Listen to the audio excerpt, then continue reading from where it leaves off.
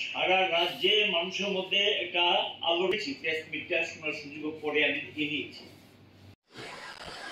আজকের বিকশিত ভারতের যারা অনুসারী, এই সরকার কিভাবে জনগণের উপরে শুধু রান্নার গ্যাস বা বিদ্যুৎ তার মাসুল বাড়িয়ে দাম বাড়িয়ে না, পানীয় জলের উপর, জলই জীবন,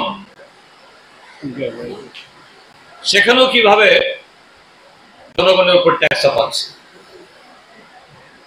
18 সালের আগে যেখানে আমাদের জলের যে পার ইউনিটের ছিল 30 টাকা, মাঝখানে 10 টাকা বাড়িয়ে করিয়েছে 40 টাকা। গত 8ই মে তারিখে মাননীয় মুখ্যমন্ত্রীর চেয়ারম্যানশিপে জল বোর্ডের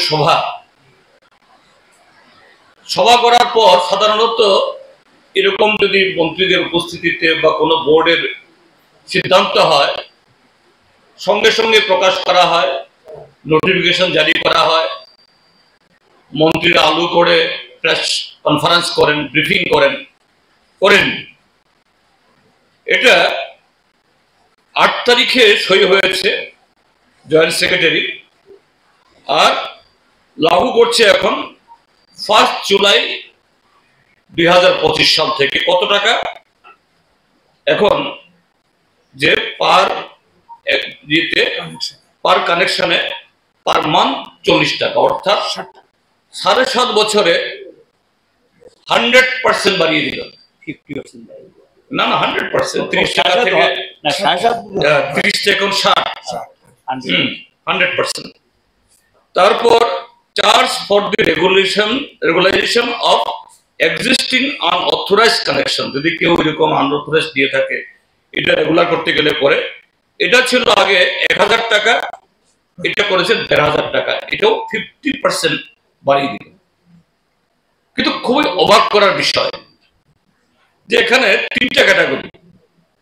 একটা হলো water charge for commercial connection. Commercial connection কারা নেয়? তাদের ফ্যাক্টরি আছে, আইসক্রিম ফ্যাক্টরি বা আরো এরকম অনেক মিষ্টির দোকান বা এরকম থাকতে পারে যাদের জলের প্রয়োজন।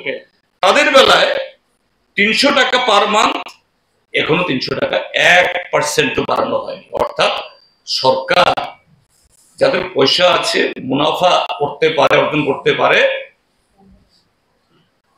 তাদের বেলায় একেবারে ডরাস। কিন্তু সাধারণ মানুষ, জল তো সবাই ইউজ করতে হয়।